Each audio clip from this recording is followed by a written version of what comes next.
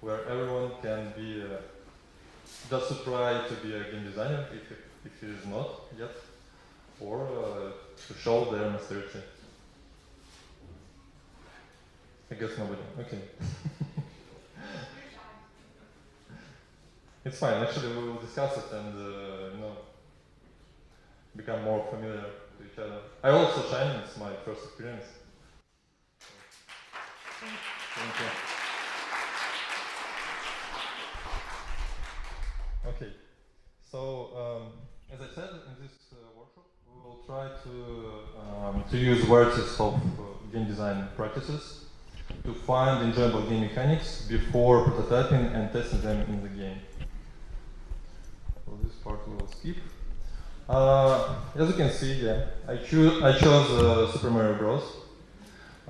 Just do not make, as always, make a game from scratch. To have some limitations and usually things which game designers have when they join to the company and start working on something. So, by the way, how many people have played Mario? Oh, I thought everyone will. Okay. So why I chose Super Mario? Super Mario Bros. Is frequently cited as one of the greatest video games of all the time. Actually, if you went to, or just browse the popularity of this game, it will be top 10 games of the world and all times. It's one of the best-selling games of all time, as I said, and it also has quite high rating on Metacritic. It's sold by 58 million copies. I guess it's much more during this month while I prepare this presentation. It's criticized alongside the NES as one of the key factors in reviving the video game industry. So in the 1983. If nobody knows about this crisis, actually it was because of poor quality of games from 1983 till 1985. So Mario and Nintendo as a game makers and publishers get this console market back to life. And Mario and Super Mario Bros. Have become prominent in popular culture because I guess everyone even heard about that Mario as a game. So, as I said, actually I expected that we will create game mechanics, which will make the game better and deeper and more mindful based on the Mario. That's why Mario is quite simple. I will share or remember you some game mechanics of Mario Bros. Of 1985 year release. I will ask you for some ideas, just for discussions, yes, and for feedback. In other case, it will be much shorter. Maybe it's good for you actually. I will share some game mechanics principles and some best practices from game producer's side. So, searching for idea. Why it's important, of course. First, we all have our own ideas of game designs, and we think that they are the most interesting, the most excited, so they should be implemented. Why the developers don't do this? Maybe they are stupid or shameful or something like this. But mostly it happens because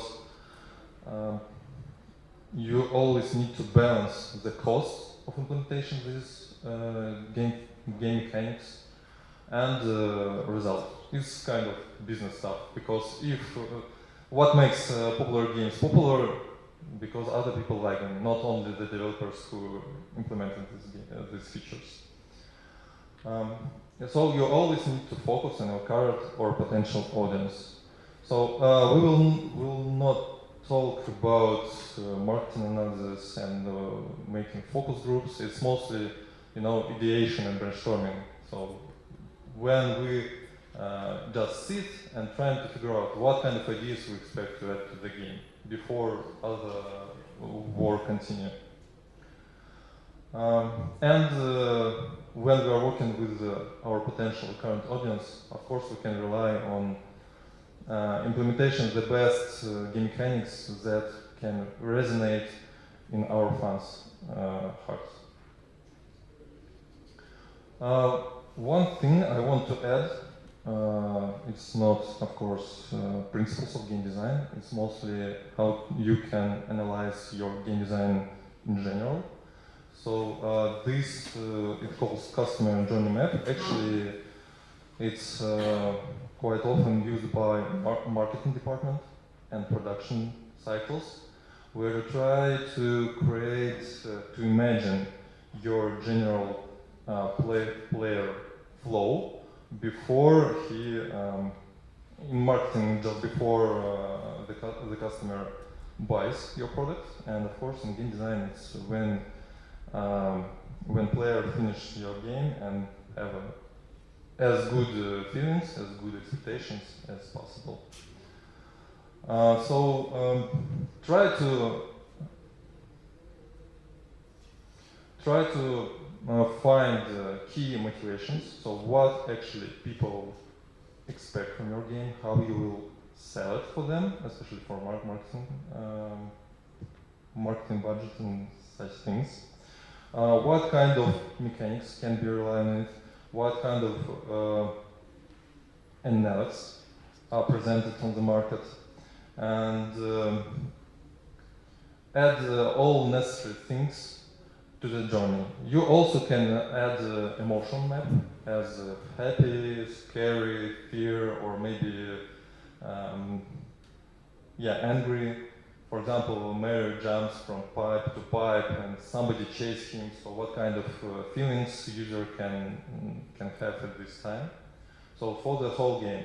Of course it can be detailed as much as possible, because it's always time implementation cost. If it takes more than 2 weeks just to implement a journey map, it's for a small indie game, of course it doesn't make sense at all. First, when you decide, when you brainstorm your ideas, it's always good to have just do not put all your ideas to the pipeline, because you need to estimate them and sort to understand what features or games fits best to your team, to your product. First, I would suggest to rate them. What drives you more? So you like this idea, it's great. This is just idea. This is John recommended or suggested to add this idea or something like this. So you just rate it as you feel. After that, try to figure out how much resources or competences time the idea takes. Even if you don't know, you have 2 scenarios here. Try to figure out and understand the complexity. And if it's really hard, you always can just set 10, so it's difficult as it's possible, I don't know how to implement this feature, and it automatically will be cut. As nobody has notebooks, laptops here, it doesn't make sense to sort the ideas, but in general, when you work on computer, of course, you just sort it and take top 3 ideas for the first iteration for implementation and understanding what kind of features do you expect in the game. So let's remind you some basic game mechanics from Mario. So, I don't know. Mario has to get to the end of the level by jumping various gaps and avoiding the enemies on his way. He can use platforms, stairs, and levels, and jumping boards. I will not read the whole slide, I guess you can manage by yourself. But please attention to 2 things on this slide. The first one, when Mario on the top of the screen, on UI part. Actually, the major I don't know why, but a lot of game developers trying to avoid such cases. But in Mario, they really motivates to research each level. So you can legally to be above. So it's, you know, it's kind of break box in your mind that, oh, I can be here. So it's interesting. It's a wow effect. That's a feature, not a bug. Yes, of course. Just what I wanted to say that Nintendo they plan to add stuff, and of course it's not bad. And another thing is when Mario takes its power-ups, he increase his size. Expect Sterman, because when you're bigger, you have a one damage buffer before you died, so you can have two hits from enemies before you lost your life, and it increases your size and makes Mario more vulnerable and hard to steal to avoid from horizontal damage. So all dispatches, flying enemies, etc. And at the same time, when you get a hit from dispatch or enemy, you get smaller, so it helps you to finish the level easily. Another mechanic is also related to the Mario is try to jump as high as possible to the flagpole. So it's simpler. It's easy for newbie players because you always can jump on it. You cannot ignore it. So everyone actually can have some score when you finish the level. But for masters, they always want to jump as high as possible. And as you know, some kind of roguelike game, each repetitive action, when you, for example, you start your game, you have 3 lives, you lost of them on the second or the third level, and you start the game again. So each time you will see your progress from level to level. So as much experience you go, as much score, as much high you will jump on this flagpole. The Mario has up to 13 enemies. I just show here the most ideologically different, because for example this fish is mostly for the underwater levels, and it doesn't affect core gameplay. And of course it's a great practice to understand what kind of game you do. It's game design principles. It's some kind of core where you understand what mechanics or features are fit well for game, or it's better to ignore it because they do not achieve expectations of the product. Basically, it's identified at the beginning of the project from scratch, when maybe you have some prototyping to understand this game is playable, and that's it. So you establish such rules to understand how you will modify it or evaluate the game from the beginning to the maintain from year to year if you need. So actually Mario has quite simple rules. So just primary objectives: move to the right, don't die, don't let time limit expire. It's very well understandable for user without tutorial. Of course, level 1 and 2 is kind of tutorials, and they are maybe benchmarks of level design from my perspective. because each element is so detailed, analyzed when user, for example, tries to jump on, to stomp on these mushrooms, and bricks above do not allow to do him do this. So you automatically press by your head, by Mario's head, sorry, not your foot, by Mario's head the bricks, and understand the mechanics that Mario can can break bricks by his hand. Minimum actors are required, so Mario can move, jump, sit, and throw fireballs. And of course, when you're working with, I still hope that you will imagine new ideas for Mario, and we will discuss it. So it's always great to understand that it do not add more actions to the game. So you can replace some of them by conditions. I don't know. It's always, you know, so many people, and always we can have different ideas, different points of view on the same expectations. Mario has quite simple goal from narrative stuff as a save the princess. This is everything you need to know before starting the game.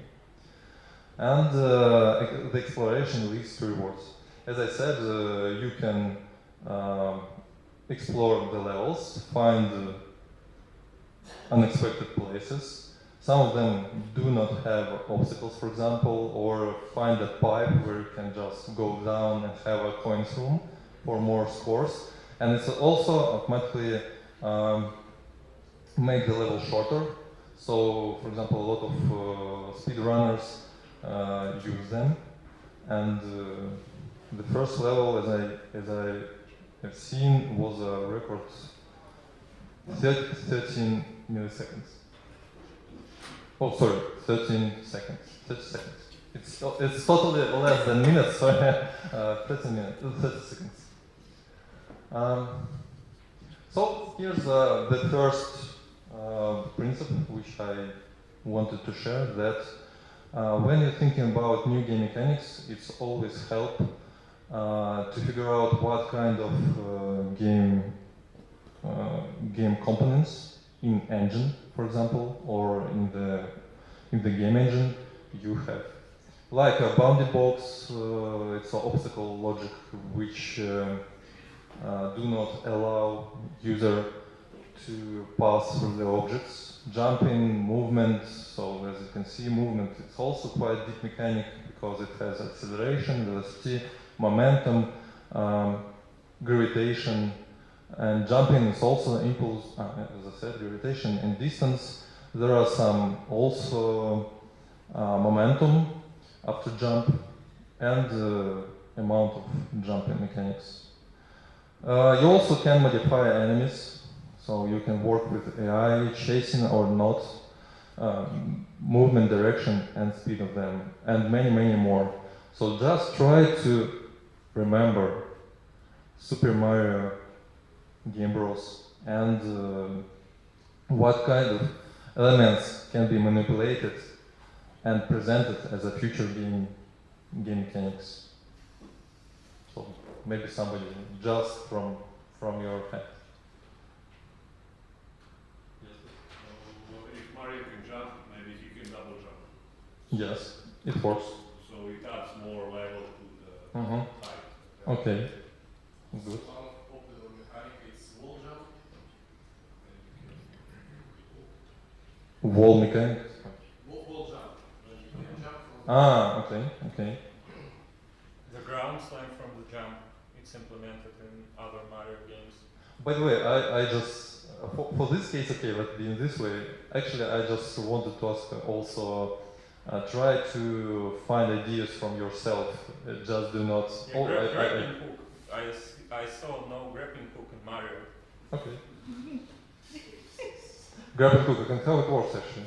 It can swap places with enemies. You can add some, I don't know, rings to grapple with your grappling hook, to move around the level. Maybe you speed yourself up, grapple the ring, then throw you backside to achieve the place you can jump otherwise. Sounds interesting, I guess. Good idea. Yes, please. Usually, the players focus on the geometry that is passable. So we could introduce a snake enemy like snake dish, or that can traverse any geometry, like dig through it, and make it chase the player all the screen whenever he goes. And this enemy, like, aside from creating this sort of suspense and tension, I guess, could also be used to traverse the level in some sequences using its body when it's moving from one side of the huge gap to another. It's used as a platform as well. So, do I understand you right? We're using a snake who is chasing you sometimes as a platforms for jumping and. Sometimes we just kill it, yeah. Or just stomp on it. Just stomp on the head and that's it. No snake anymore. Okay, good. Yes. I think that perhaps we should focus on adding more mechanics to the world rather than Mario, because the joy of Mario is having limited movesets and exploring the mechanics of the world around him. So maybe we could add like wind turbines that push Mario and other enemies upwards by wind, or maybe add quicksand to the desert level that slows down Mario or lowers his jump. Also, we can think about adding more enemies such as like a flying swordfish that like shoots itself diagonally very fast, adding an additional enemy that Mario needs to dodge rather than jump onto. Actually, it's a good catch. I'm planning to say about this later. So just at this stage, we are trying to figure out what kind of physics stuff, what kind of elements can work. Okay, I think we can add some object to the game, and when Mario grabs it, he will transform to a random enemy. So if you transform to a mushroom, and it's change for a short time, and it's change the mechanics that you okay. So if you transform to a mushroom, you can only go to the left or the right, but other mushrooms don't hit you. And if you transform, for example, for the flying turtle, you can fly over the whole level to the castle and say, "I'm so lucky." You randomly transform to an enemy and your mechanics changes. Interesting. One more, and we will go. Okay. Okay, I would not alter the game mechanics in a significant way. The only thing that I will do is that during a certain preset interval within the game, there will be a random event that occurs, such as, for instance, maybe obstacle growing a little bit, or that first mushrooms they change their behavior slightly, and the player is slightly enhanced by this section by some small brushing and some small behaviors. That he is not again completely totally surprised, which can end up ruining things. Yeah, actually, random. Yeah, I understand. I just for random, one or two words about random mechanics. We need to understand that the main goal of this game is just finish it. And yeah, and especially when you play with the roguelike stuff, your fails actually each time you lose your life, you learn something and start again. So if we add random stuff there, it means player can stuck on some level just because of random effects, because it doesn't fit, I don't know, to his skill, his passing pattern is different, etc. And we always need to think about feelings at this moment, you know, when you just pass it, oh, it's for example, right now I can fly on the cloud, so it's just random effect. Some cloud helps you to pass this level, and of course, cool, I passed this level just because of it. And the second time, you will find a snake, and your experience will change. In this case, you snake, and just maybe drop the game at all. Something like this. The snake is a good idea, just as a random. It's not about the general idea. Okay. And as I said, about we always need to think how we want to implement this mechanic. It can be persistent mechanics, for example, as a hook, which Mario has from level to level, and we always need to keep in mind that Mario has hook, and we need to support these mechanics from level to level. So we try to add more changes for these mechanics. I mean for persistent mechanics. And we also can make it local mechanics. That means if we, for example, do not have fire flower, or we don't have a star, something like this, Mario will not throw in fireballs, will not immune to the damage or something like this. And it actually, the advantage of such a decision, it's you always can control from level to level, and from if you have DLCs or some payment system as monetization strategy of your product, of course you need to think about this. For example, if you are playing constantly adding new levels, you should avoid persistent mechanics, because it will break the whole your game in other levels, and it will be really difficult to maintain it during your product pipeline. Maybe somebody wants to change his mechanic if it's persistent to level, for example, or vice versa.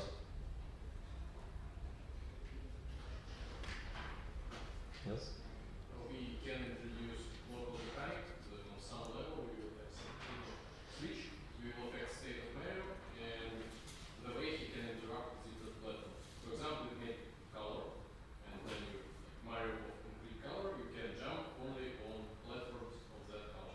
And by that way, you can find secret rooms or some shortcuts and just go through way different. It's directly level game design mechanics, I agree.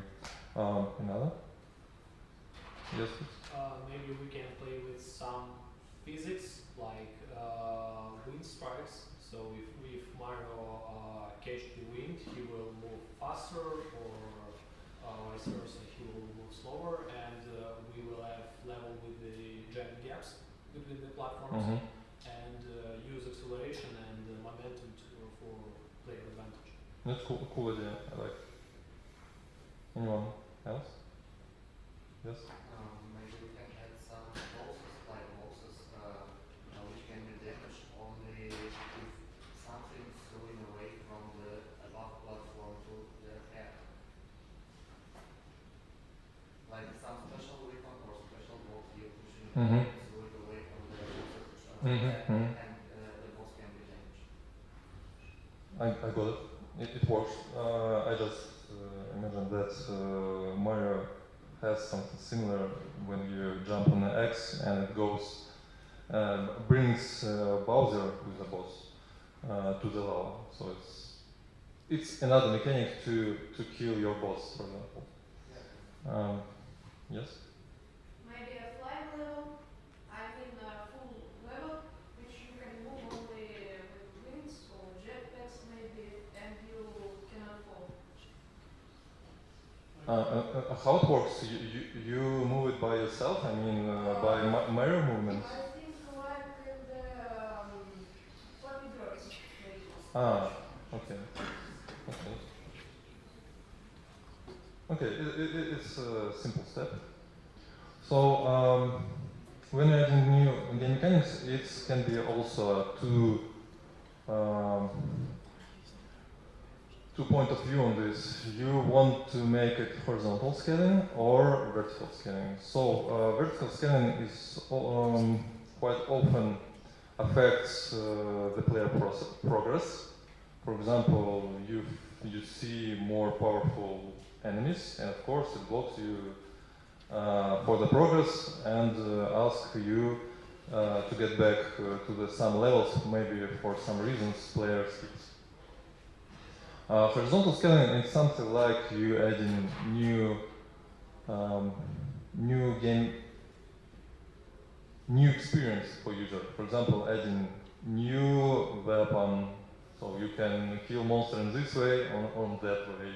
You can add new monsters. Actually, just jump back to the vertical scaling.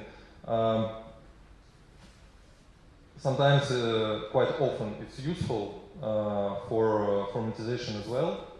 I guess major part of people who is sitting here has ever played Hearthstone, so from season to season they a little bit increase stats of their cards.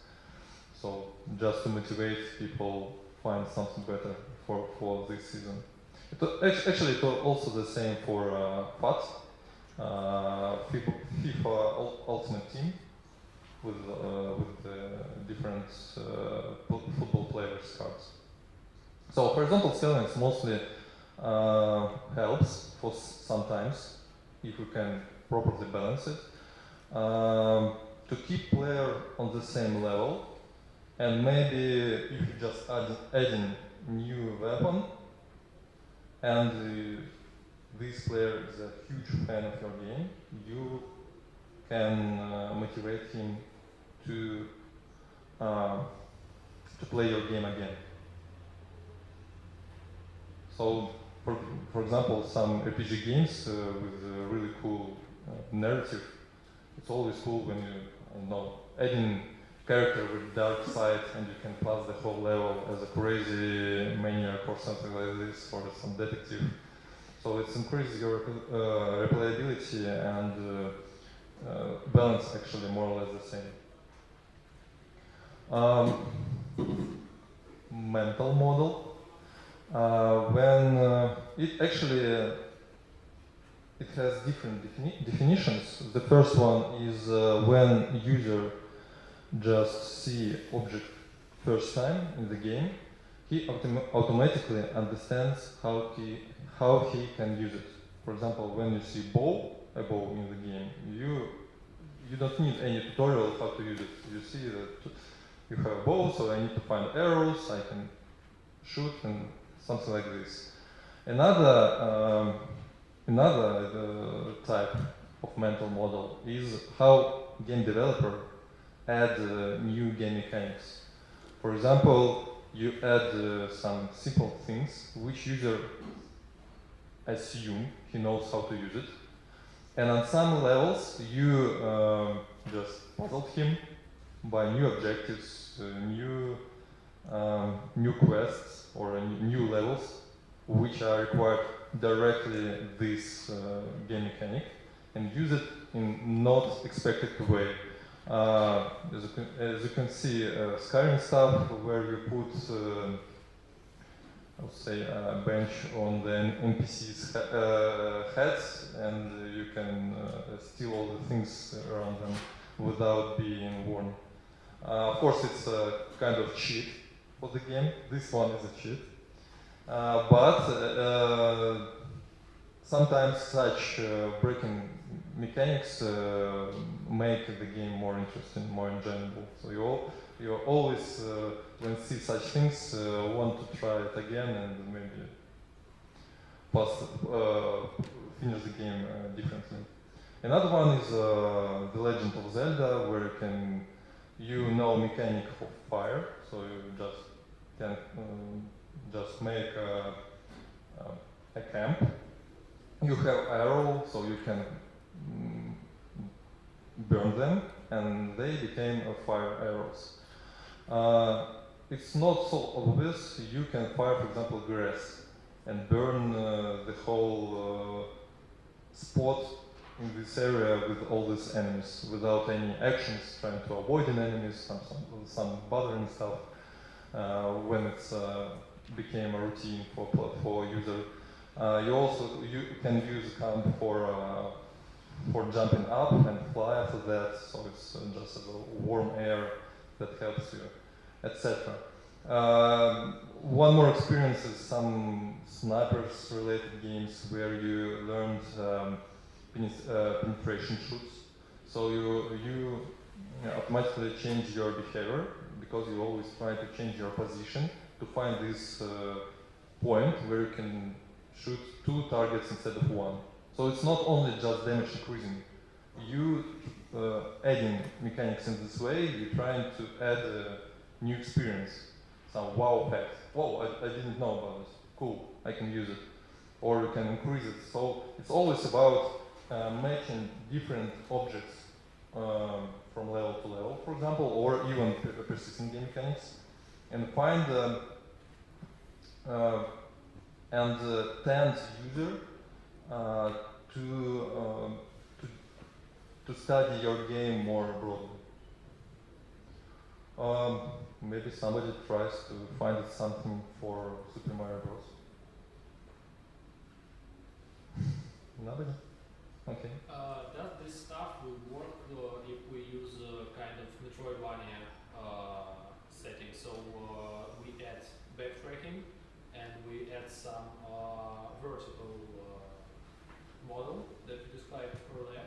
So our character will achieve some skills, some abilities later on the game, and the player can return to the beginning of the game and reach some areas that was unavailable to reach. Yes, we can actually, Super Mario Bros., when you finish it, you can choose more difficult levels, and some enemies, they not just starts growing, but they change. For example, these mushrooms change to the turtles. So in your case, you also can finish the game and provide, as you said, for the second pass, new experience with new elements, game mechanics. It's totally fine, and I know quite many games, especially indie games, where we have such mechanics, where you totally in the loop, yeah, and we also have AAA game about this, and that loop. So where your experience changes from session to session. No, I'm talking about the single game session, like Control, one of the latest games. Mm-hmm. When you see some areas, but you can't reach it yet, so you go on your plane and you. And get back later to open new levels. Okay, I see. Yeah, why not? Mm-hmm. Probably we can allow when we finish game to start from there and return to the beginning, probably with the princess, and Okay. you will see the same levels, but from the different angle. Maybe you will see results of your decision, of your actions, and by that you will get the whole experience in probably the same game. Actually, I'm not sure this is a new game mechanics. It's mostly that it's mostly narrative stuff when you with something like karma stuff. And actually it will be mechanic because most of the game you went through from the left side to the right side, and you will go the opposite way. You know, in this case, you always need to understand that, for example, when we are working with karma stuff, you always see, you always have a clear truth between them. Not always. For example, Black and White is a Lionhead studio. They also have quite of mental model mechanics when you kill your citizens and slap your god avatar. Always it became darker and evil. So smoothly, but you see feedback from your actions. So that's why you understand. Now I'm on the dark side or on the light side. So how to say? I will not see game mechanics which you pass through the whole game. It's only, of course, it's only my personal experience.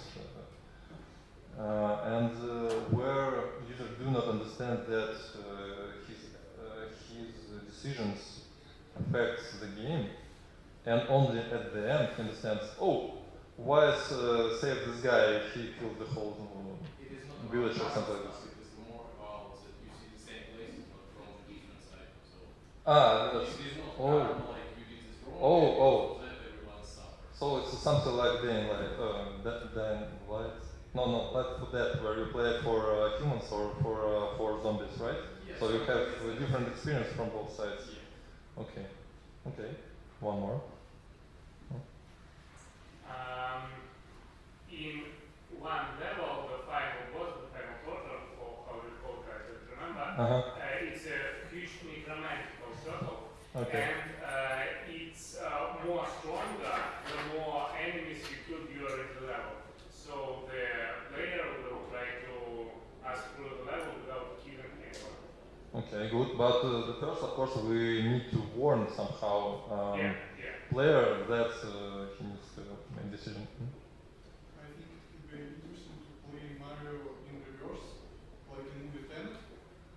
So you went through the game when time goes forward, but then you try to play backwards.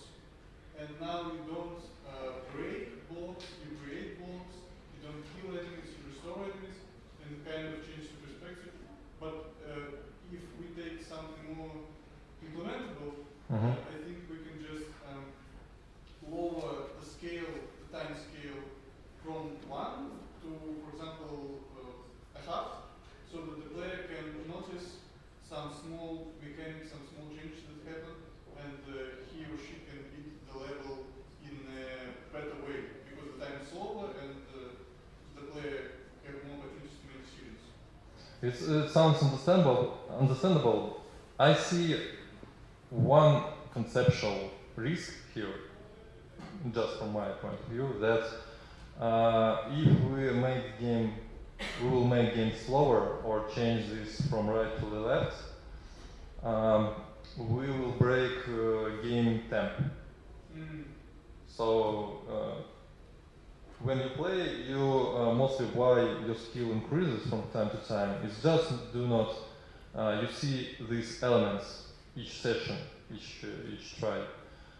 You also feel this by music and by rhythmic stuff. So when you start to make it slower, you need to support it by music because you need to indicate that the time somehow gets slower, right? And it may bring to the different experience, and I'm not sure it will be seen positive from your fans. It's just my opinion. You can try it. As I said, it always depends on your audience. Maybe they like such things. Maybe it's a core your core mechanic. So when you sell your project, you start from this stuff. So you always can manage by time. So sometimes you forward, sometimes to reverse, and if people buy it, why not? So. Anyone else? I see here. And what about if the player killed Bowser and become the safe princess, but princess become a more powerful boss and try to keep Why not? Actually, just one nitpicking stuff here. It's not game mechanic. You just add new boss and that's it. So you do not change player experience. That's why. Maybe just one thing, for instance, regarding new mechanic is that in certain level, at the very beginning, we changed the perspective so that we instead of just two axes, we have like z-axis, and that isometric perspective will be changed slightly, but I believe that it will add a little bit more to the immersion of the game into the complexity. Actually, this is a good one. Super Mario Bros. Has a paper version where they manipulate with this 3D universe. I see their hand. I'm not sure if I'm entirely following the direction of the discussion, but we, as a player, we're always dealing with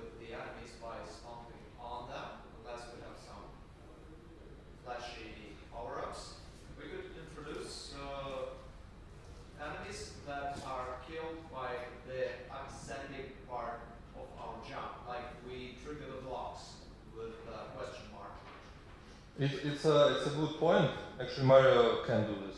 So I did twice. it's fine. Actually, this is a great example of mental model when you do not know about this, but for some circumstances, you figure out that you really can kill some enemies just jumping to bricks from bottom side and kill them before they down to your level and start somehow bothering you.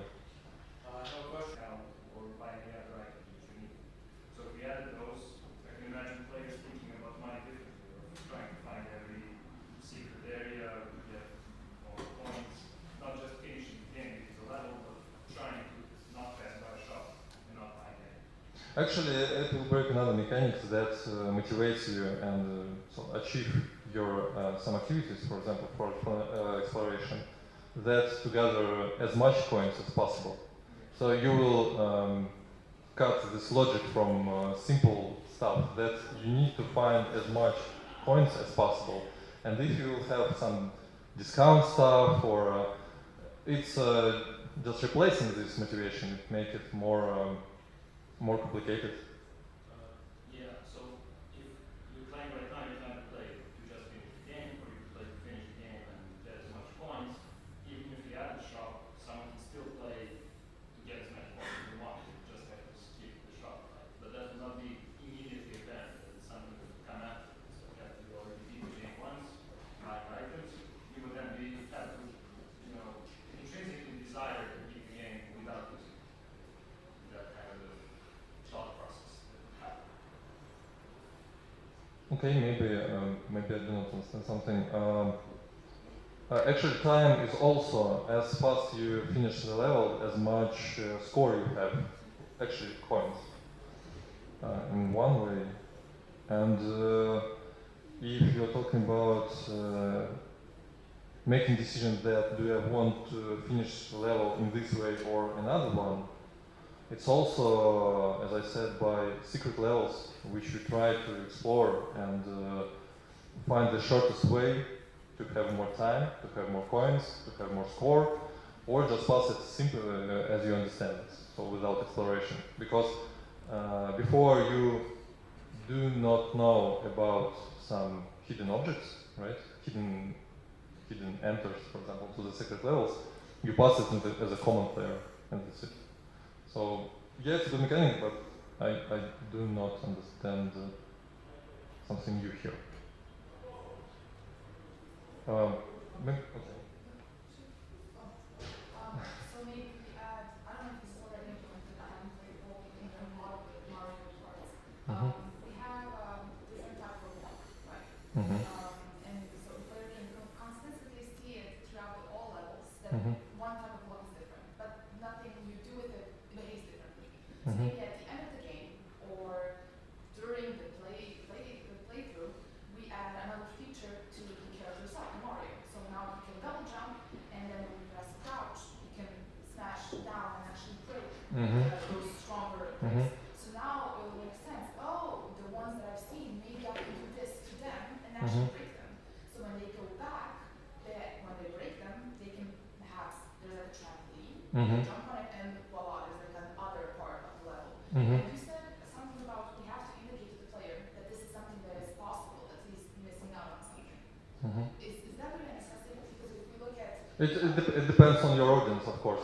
because, for example, the Undertale, you completely play it thinking, oh yeah, I'm supposed to kill all enemies, and then you reach the end, and the player realizes, oh my god, I could have actually spared all of them, and the game completely changes. There's like that big, thing about it, they try to revolutionize it. So maybe, even some features we don't have to initialize.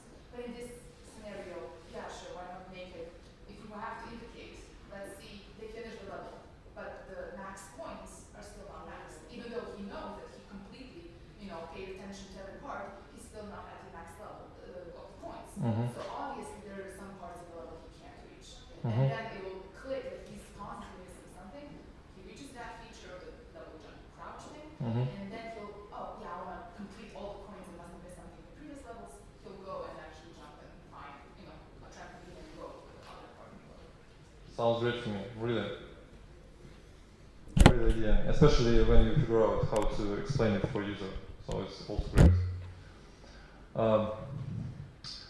And yes, and the last one, just make it simple as possible. I think it's a quite simple rule when you're thinking about game design, game mechanics and game features. But quite often, I don't know why, maybe it's because of experience, people add really complicated things which do not work. Even for multiplayers and for cyber sport stuff, when you're really shocked that how they could add it because nobody will use it just because of complexity and this small usage gate where it's really necessary to have it.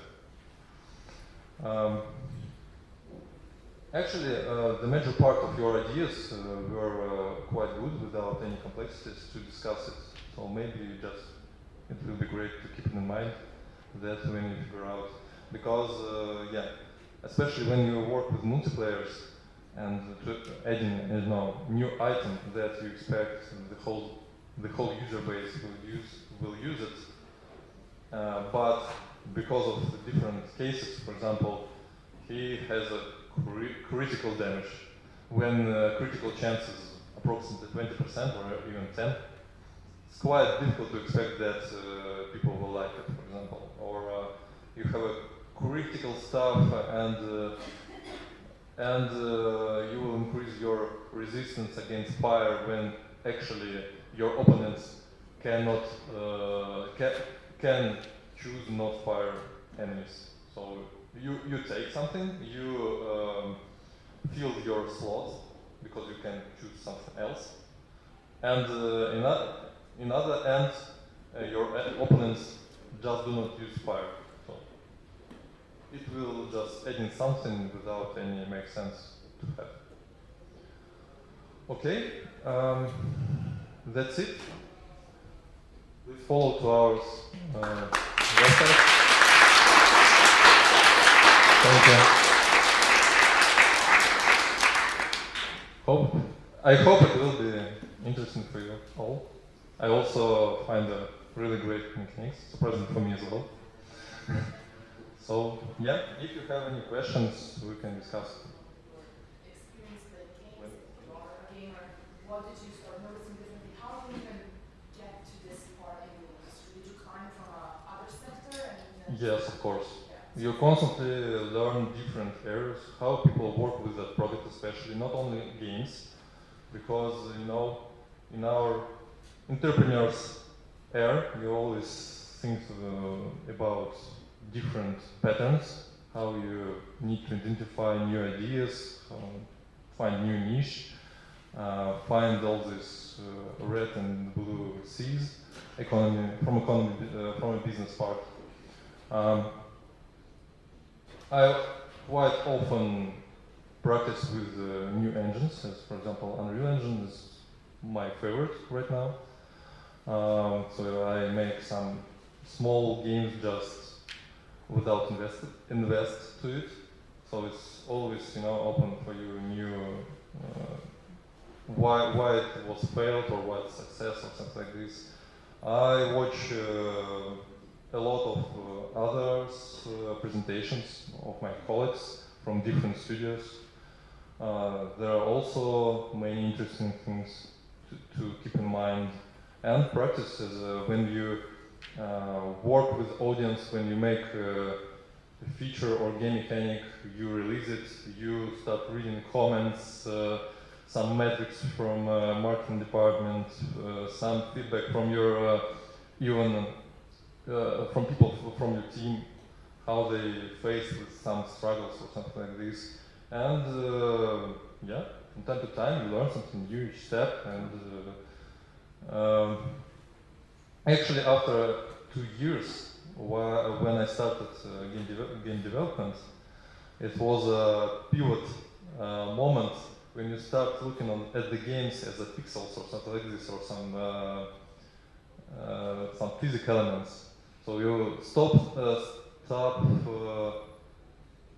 identify this game as a game. You start to identify it as a quite complicated application that has some rules, some needs, some tricks, and you try to describe it for each bricks in the application. So. Do you come from the IT department? No. I started as a junior game designer. Before I started, I read the huge book of 3D Max and some stuff before Unity or Unreal Engine exists. So it was totally something custom for IT for engineers, without C# language, mostly C++ and more Jedi stuff. So yeah, this was the beginning, and after that I joined as a junior game designer, so it was some simple stuff, working with levels, suggest something, just share my experience. And my colleagues, engineers, because it was a Unity project, they supplied me scripting. During the time, I analyzed materials, how to add materials to the Unity, for example, how work with C#, how engineers work with different components and this multi-class stuff. At the same time, I'm working with our audience, analyzing all this, what niche we have for adding new heroes, adding new items, communicating with more experienced colleagues, working with the UX, UI, etc. So yeah, it's quite complicated work during my career. Yes. Thank you for your valuable presentation. Thank you. First question, you as a game designer, is it your decision that game needs one more feature or one more mechanic, or it is someone else's decision? If you're only one game designer on the project, of course it's your decision. But in the business success titles, of course, there are mostly have some top experienced guys who are, which responsibility is to look after this. So you need to, as a game designer, you need to analyze this potential niche to add in game mechanics and try to explain key points of this game mechanic. What kind of profit you want to share, what kind of analysis you have. For example, I analyze this and that, I see as a fans as a core of the game audience, as a more hardcore looking for a hardcore gameplay mostly, because they pass your game several times. Of course, they know how to press jump even with be blinded or something like this. You need to understand for what kind of cohort audience you want to add this game mechanics, always. If you have, for example, your project released, you add a new game mechanic for new buy players, so it should be stick to your promotion stuff at this time, because you want to increase your audience. But you also need to think about your old audience, because you, in this case, you just didn't add anything new for them, and after they finish the game, and some period of time, quite short in our times, where they have attention to your product, they just drop it and never get back. Can I ask one more question? Yeah. When you create a new mechanic, you basically just present it to the team on paper or sketches, or you make a small demo? It depends on game mechanics. Sometimes you can just describe it by words. Sometimes you can make a prototype and see, or even you can describe it by words, and your lead will tell you, oh, it's shit or something like this. You can always make it by a prototype and prove it. It's playable, it's interesting, and of course depends on your lead. If this person can hear and can try to improve its person, yeah, maybe he will take it into account in the future. The last one, guys, the last one, I think our time is running out. I have two independent questions. First, what position should you start in order to later upgrade to level 2 game designer? And the second, on the opening presentation of the game